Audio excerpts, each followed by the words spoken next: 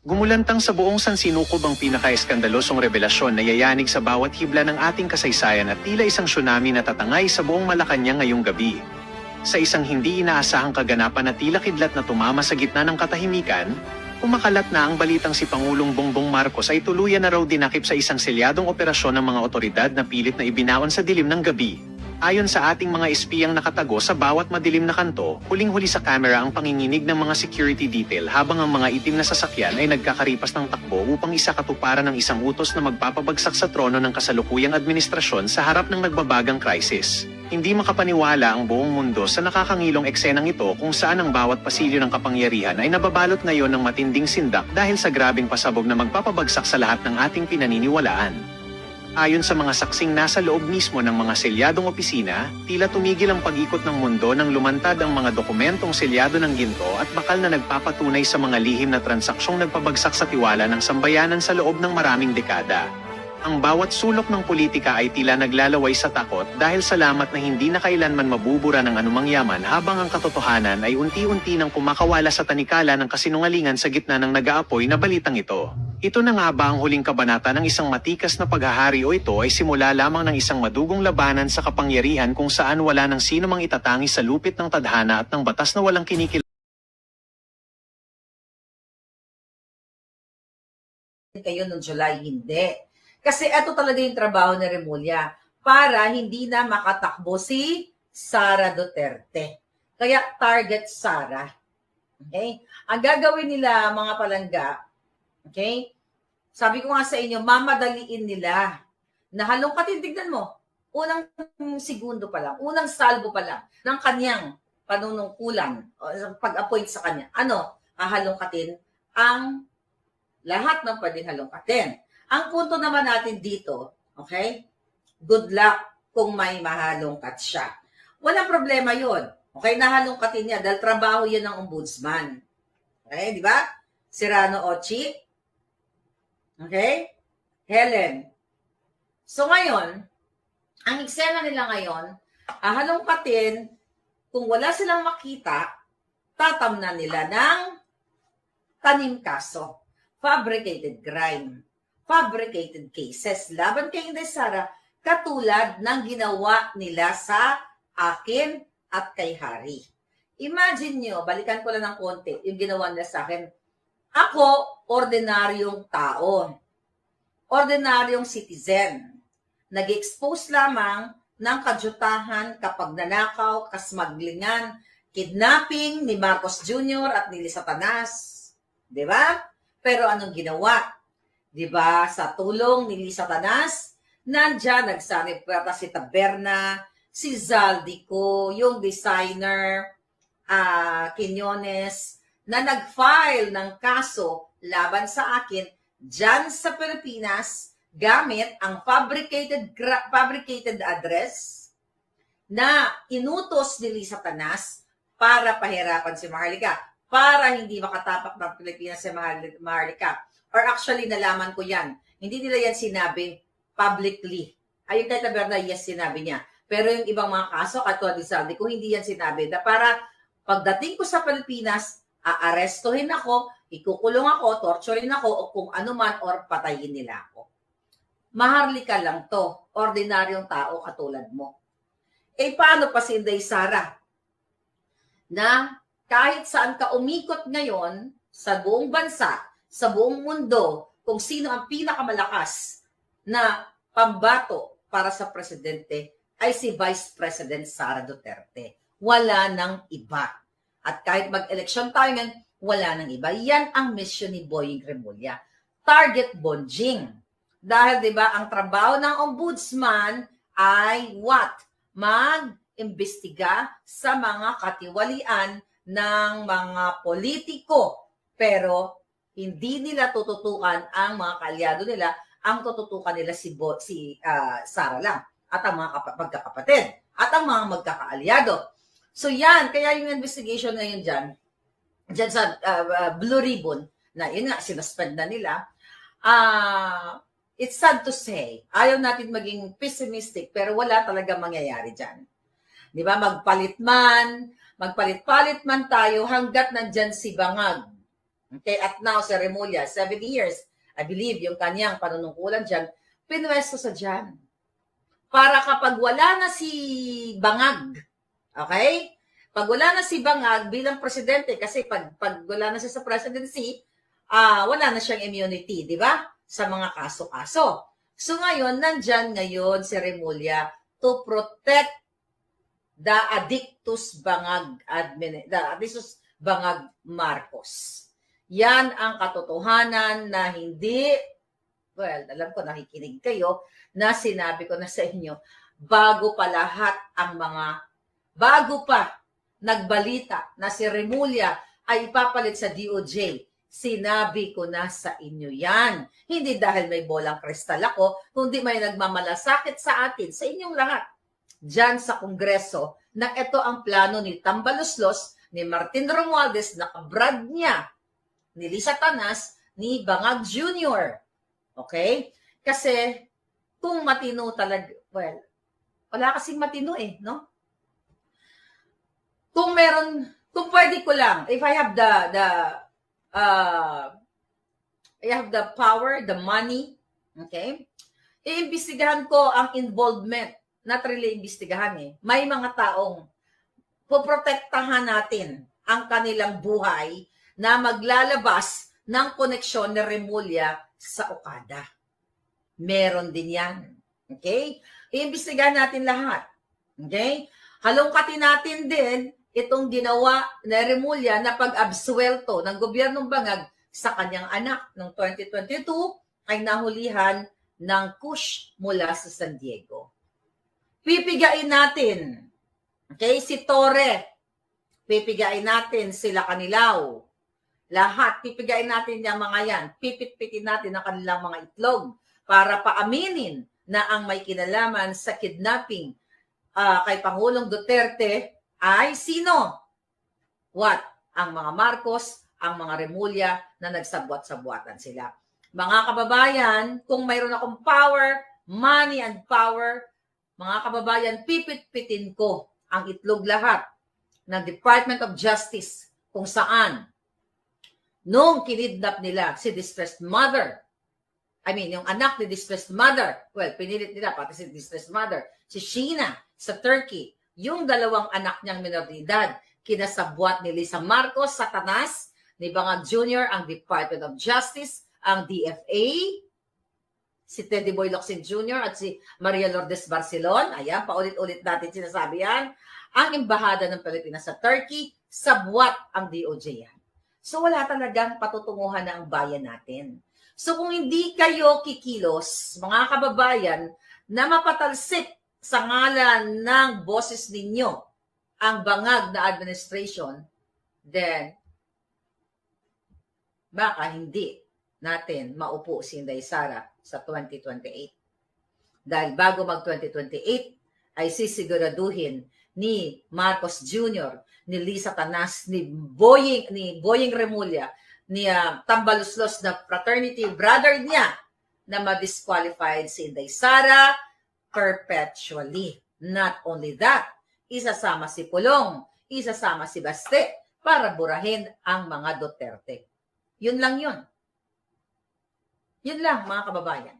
Yes, sabi ni Palangga. Nakakaiyak na talaga Pilipinas, naghahari ang mga adik at kawatan, Nini and Nikki. Kaya nga yung involvement ng mga Remulla dyan, sa sa Pogo, sa Cavite. Yung involvement nila dito sa isang, what's that pangalan niya? Kimong. Diba? Maraming involvement yan sa mga nego-negosyo dyan sa Cavite. Kaya, alam nyo yan ng mga taga Cavite. Ako, mga kababayan, sabi ko nga, hinarap ko na ang lahat ng mga demonyo. Okay? Hinarap ko na, nilalabanan ko, yung kanilang mga fabricated crimes sa akin. Well, dito sa Amerika, nakakalaban ako, pero sa Pilipinas, wala akong kalaban-laban. Kasi, yung mga nagsasalita, yung mga re-reveal, mga kababayan, ng kanilang mga katiwalian, it's either gugurgurin nila or kakasuhan nila, mga kababayan. God save the Philippines, sabi ni Cristina Nandoza. Okay? So ngayon, Marie LB. So ngayon, nasa, ano nyo yan nasa inyo yan, mga kababayan, nasa mga kamay, sabi ko nga pa ulit-ulit ko sinasabi sa inyo dito, na nasa kamay ninyo kung paano ninyo ipagtanggol ang inyong bayan. Dahil sa, okay, nyo, dahil sa kasamaang palad, ay what? Kayo ay nasa impyerno na. Okay? Nasa mundo na kayo, nasa stage na kayo ng buhay ninyo dyan sa Pilipinas, nasa impyerno na kayo. Bakit kamo? Dahil pinamumunuan kayo ng demonyo. Kahit ano pang drama dyan, sabi ko sa inyo, pagbitiw ng ni Lacson para dyan sa Blue Ribbon Committee, kesyo nagagalit ang kanyang mga kasamahan, which is totoo naman, dahil sa hindi patas na pagtrato o pag-imbestiga, wala na yan. And now recently, yung ano ni Inday Sara, 'di ba? Yung AFP personnel. Okay? Mga kababayan, si La Chica, anong ginawa nila? Tinanggal nang walang abiso dahil dinadamay na yan. Ayan, umpisa na yan. Mga kababayan, diyan sa confidential fund na ibinabato nila kay Inday Sara. Ano ang sabi yan? Ayan, Nag-statement si Inday Sara 1 hour ago. The Office of the Vice President was informed of the relief of Colonel Raymond La Chica. His receipt of the order yesterday, October 6, 2025, no message or explanation was given to the OVP.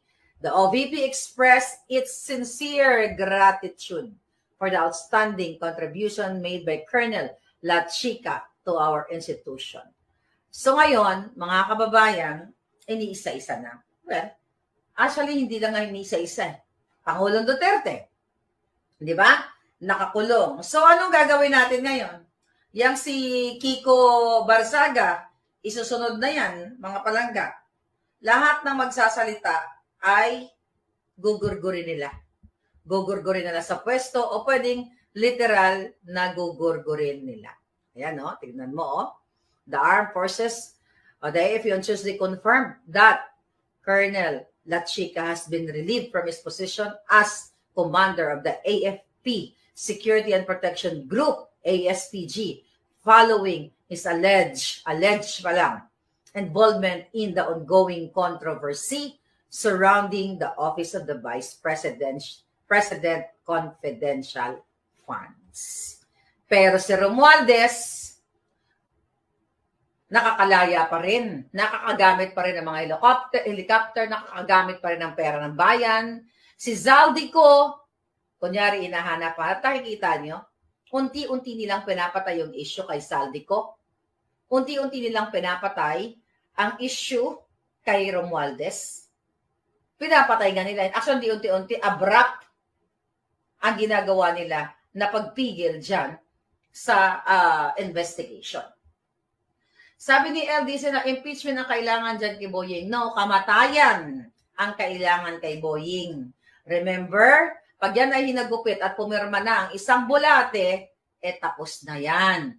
Yan lang ang pwede makakapagpatanggal sa kanya o total overhaul sa gobyerno. Tanggalin. Then magkakaroon ng change of what? Okay? Change of transition. Doon natin malalaman, mga kababayan. Alright? Sabi ni Sara, si Mangga ang unang nag-announce na uupo si Remulla bilang ubulan para maging bida. Tanong, no. Wala, hindi siya unang nag-announce. I told you about it na natatanggalin natanggalin na ihihirangin si Remulla. Ano pa lang? First quarter pa lang. Okay? Tama ka dyan palangga, Sara, Kaluwing, kasi gusto niya magbida-bidahan. Ayan, speaking of that. Anong nagawa ni Amy Marcos? Nagbida-bidahan, di ba? Kunyari, nalulungkot siya, ganyan, ganon. Again, paulit-ulit, sinasabi natin sa inyo, bakit hindi niya tinutuligsa yung nag-appoint sa kay Boying Remulla sa kabila ng mga kontrobersya.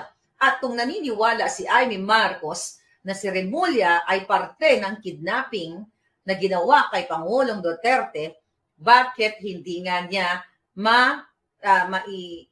sabi sa taong bayan, ma-expose sa taong bayan na ang punot dulo ng lahat ng ito ay si Marcos Jr., yung kapatid niya. Again, blood is thicker than water. Pagdating kay Amy, hindi niya ibabagsak ang sarili niyang kapatid. Dahil kung gusto niya, ulitin natin dito hanggang lumawit na ang dila natin, mga kababayan, na ang portrayal niya na siya ay BFF ni Inday Sara o lagi lang siya sa likod. Hindi yan totoo. Ginagamit lang kayo ng mga supporters, ginagamit lang si Inday Sara dahil siya nga ang pinakamalakas para i-save ni Amy ang kanyang political career. But kapag wala nang silbi, ito nga tanong ko sa inyo. May magagawa ba si Amy? Napigilan ba sana ni Amy Marcos yung pagtalaga kay Remulla kung mahal niya si Sara Duterte? Okay? Tanong ko sa inyo. Tanong nga, magsagot nga kayo dyan. May magagawa ba? Sabi ni Muller Fortis, bullshit Amy Marcos. Yes. May magagawa ba si Amy Marcos para napigilan yung pabit-bit-bit niya ng crocodile, na pinaportray niya na ang crocodile si Remulla at saka si Tambaluslos? May nagawa ba sana siya para pigilan ang pag-appoint kay Remulla? May nagawa ba sana siya, okay, na makita ng taong bayan ang ginawa nilang pagkidnap kay Pangulong Duterte? Napigilan ba sana natin ito na ma-appoint sa Remulla? Yes. Papaano? Expose yung kapatid niya. Kasi alam ni Amy Marcos na ang target sa pag-appoint kay Remulla ay para i-perpetually o i-disqualify si Inday Sara para hindi na siya makatakbo sa the rest of her political career. Wala na siya political career. Kasi yan ang titirahin nila eh. Dahil hindi nga nila kaya ang mga Duterte, di ba? Ngayon, yan mga kababayan. So walang ginawa si Amy kasi hindi niya yan gagawin. Dahil ang magbebenepisyo pa rin ay pamilya niya. Pamilya niyang nakikinabang sa pondo ng Ilocos, pamilya niyang nakikinabang sa pera ng bayan. So, wala siyang gagawin matino. And I hope by this time, yung mga nakapaligid kay Inday Sara, alam nyo na yan. Na kailangan yung protektahan si Sara. Lahat dito ng in-expose ni Maharlika, for sure, may mga nakapagkwento dyan sa Office of the Vice President. Lahat, una, target, eliminate Duterte, eliminate Kibuloy, eliminate vloggers, and Sara, lahat yon nagkatotoo. Hindi po yun galing sa bolang kristal. And now, eto, sinabi ko na din na itatanggalin, ililipat si Inday Sara, ililipat si Remulla from DOJ sa Ombudsman para talagang si Sara ay sisiguraduhin nila na hindi na muling makatakbo pa. Yan ang nakakalungkot talaga. Pero, mga palangga, ayan, huling alas ni Bangag. Ang sayo palangga. Ni Bangag, VP Inday, sabi niya. Huling alas ni Bangag versus VP sa Inday Sara is the key. Yes. Garbage na si Mangga. Grabe na si Mangga. Gabaan sila. No, nasa tao ang gawa. Nasa Diyos ang awa. Hindi tayo pwede dito mag-rally-rally. Diba? Mag-rally-rally na lang ng maliliit lang.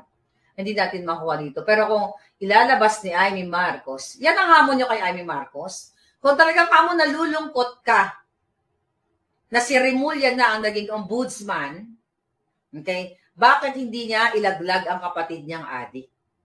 Pag si Amy nagsalita at nagpakita ng ebidensya at magkwento siya, kunyari mag-tell all siya, syempre pipick upin yan ng international media. Kasi ako yung mga sinasabi ko, di ba? Just an ordinary citizen like you. Napipick up ninyo, napipick up. Tingnan mo, bago pick upin ng mga mainstream media, although kayo, buong Pilipino, na-pick up nyo na, pero ang mainstream media, huli na, di ba? I've been talking since 2022, 23, 24, 25, lahat yun nandiyan na. Pero kung si Amy Marcos ay magsalita, magkwento siya, mga kababayan, ako po si Amy Bigatla. Ang kapatid ko ay bata pa lang, nasa sinapupunan pa lang ng nanay ko, ay addictus na. Magbigay siya ng mga ebidensya, ng mga testimonya, then mapoprotektahan niya si Sara. Pero kung ang kanya mga interview ngayon, bago ako nag-vlog, may mga katanungan sa kanya tungkol na din sa ombudsman, tungkol sa pag-change ng leadership, chairmanship dito sa Blue Ribbon Committee. Ay, sabi niya na gano'n, ay, kami ngayon naguguluhan. Ganyan, hindi ko nga alam. Kami ay nasurpresa. Anong kaputang-putang inang yan? Puro na lang ganyan. Wala siyang alam. Ibig sabihin, buang. Diba? Nasa ng utak niya wala siyang alam. At alam natin, lahat ng mga yon ay drama lamang. Right?